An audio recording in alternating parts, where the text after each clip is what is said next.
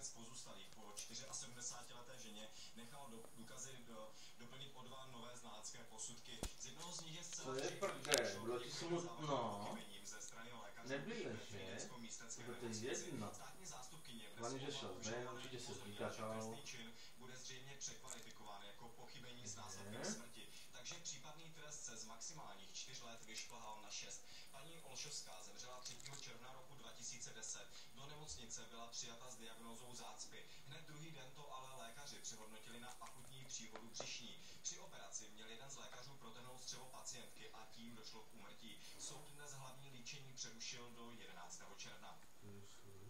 Opilý řidič kamionu se večer proháněl ulicemi Pardubic. Když chtěl zastavit, aby si odskočil, najel na chodník a cyklostezku. A toho si všimli policisté. Během kontroly pak nadýchal skoro 2 promile alkoholu. Já jsem nic nepil. Nadýchal jste skoro 2 promile? No, to říkají oni.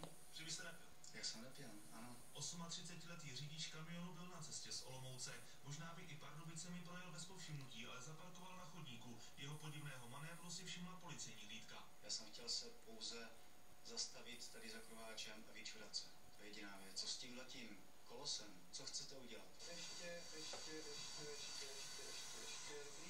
Opakovaná dechová zkouška ukázala skoro 2 promile alkoholu. Muž se nejdřív snažil zpochybnit policejní přístroje, ale nakonec přiznal, že přece jen něco odpoledne vypil. Ty dragry nejsou 100%, to je jednak, jo, ale je pravda, že jsem se potkal s kamarádem v Olomouci před mnoha hodinama, jo, že jsme měli nějaký pivo. Ještě se podíváme do kabiny vašeho vozidla, zdali tam není nějaká flaška